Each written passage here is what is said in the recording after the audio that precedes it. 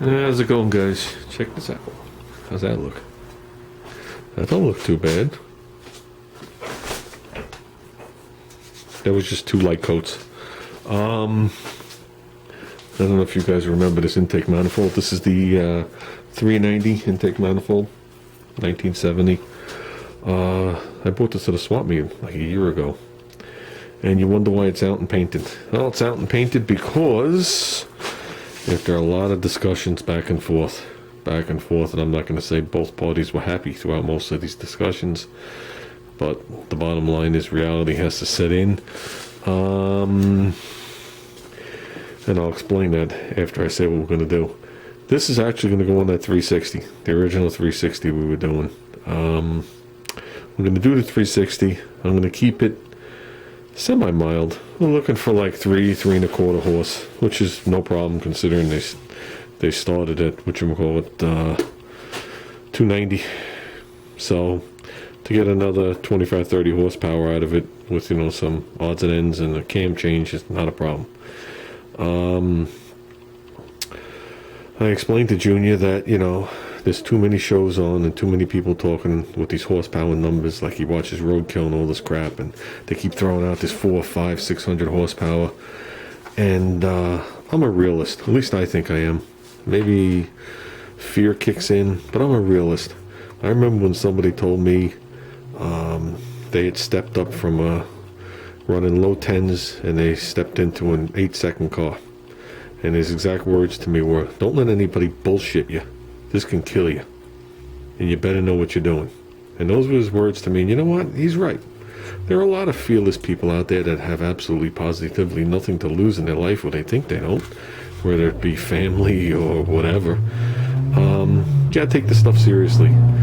And to take this seriously, to shove that motor in here right now, that the 401 the way it is, especially after some of the purchases we made that I haven't even shown you guys, I don't think that's the way to go right off the bat. I think we should ease into the situation. I think that's more of a adult, educated, fearful thing to do. So basically, we're going to do this. We're going to smack this together. We're going to keep it my normal low budget. The crank's cut and all that stuff's good. We're going to have good oil pressure. We're going to have good bearings and good stuff like that. Some of the stuff we're going to reuse over. I'm going to start him off with that 600 CFM carburetor that he built that we were never going to use at this point. And we'll work him up from there. I need a car that he can walk out to, turn the key, and drive it.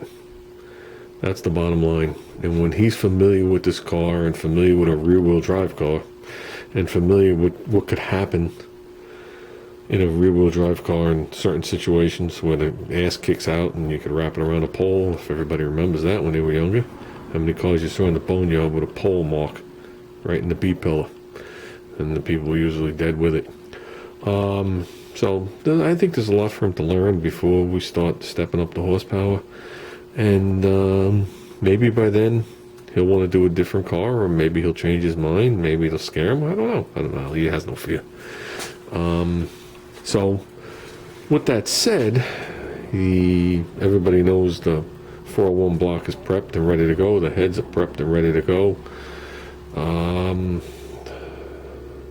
So what was I going to say? I did get a cam for it and lifters. Pretty nasty. This will definitely elevate the 401 into the category that I don't think a novice driver should be behind the wheel with. So with that said, we're definitely not giving up on it. That is an awesome engine. It is going to go in that, or a Gremlin. I keep hearing the word Gremlin around my house. I don't know why. I don't know where he got that from. So I just wanted you guys to know what's happening. You're probably going to start to see a lot of this stuff go together this weekend coming up. We are short 1 or 2 pieces on it, but we're going to stick with the original pistons, which I halfway cleaned. We had the crank cut, so I got crank bearings. I got vintage Grant rings. For any of you older guys, they made rings, and they made magnetos, they made the flamethrower, they made a bunch of stuff long before or during the time they made steering wheels. Everybody nowadays just knows them as steering wheels.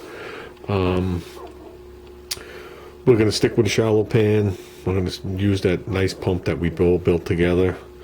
And that's it. I got to get a timing chain and a couple of odds and ends. We are going to go with the cutworm cam, as me and Junior call it, the mystery cam. I know what the lift of the cam is. I have no idea what the duration or lobe separation or anything is on that cam. I have no way of knowing. I posted the grind number that they had in the front of that cam on the AMC forum, and now one person responded to recognizing not only the part number, but each manufacturer puts their own, the way that part number is, you could figure out what it is.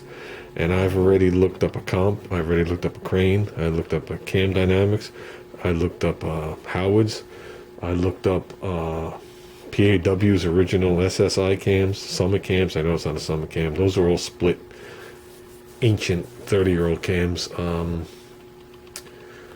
trying to think what else. I looked up Lunati. And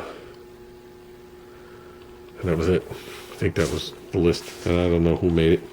So, with that said, guys, the car is moving forward. He wants to put the new tranny, all the stuff in the car. So, me, I wanted to just swing the engine in, let him drive it around a while, let the tranny puke, and then do the tranny. I figured it would be more of a learning experience. He wants to do it in one shot. I'd rather do things right once than wrong twice anyway, so that's not a big deal. And that's it. I guess that's my update. Roopster's carburetor's gone. He probably have it tomorrow, I'm assuming. I can't tell if that's a tracking number they printed on there. I'm just happy the post office actually is shipping it. It'll probably be in Vegas or Florida or somewhere, Ruben. You might have to pick it up at the Garage Gang thing, because it's probably going to be sitting in Florida. Who knows whose house they're going to deliver this to. But with that said, I think that's it, guys. The show this past weekend was canceled. There was also a local show here at the fire department, which is a decent show every year. That was canceled. I don't see a rain date on that. If it's this Sunday, it looks like it's going to rain again. So we'll get back out there. Cars are waiting. So that's it, guys. And that is AMC Blue. Like I said, another coat would definitely make this even a little bit nicer. I gave it 2 really light coats. I really don't want to waste the paint. But so these are actually very nice manifolds. They're just stupid heavy. They outperform the Performer, but they're twice as heavy, if not more. That's a definite you lifted up your balls around the floor type manifold. So, and there's definitely a year to go. No EGR, normal carburetor, not the spread bore, and it's a 391. The 360 and 304, the runners get smaller and smaller, and you could visibly see it. This triangle here gets bigger and bigger because the runners get smaller. The runner doesn't come right up underneath. You can see the differences besides the part number. So, and this has all the provisions for everything right on it. It's going to be easy to hook up the throttle linkage right here, and the whatchamacallit, throttle detent rods. So, okay, guys, I've rambled enough. Like I said, you will see stuff starting to happen. Well, I have been working, just not on the engine. So, I'll talk to you later. Have a good day.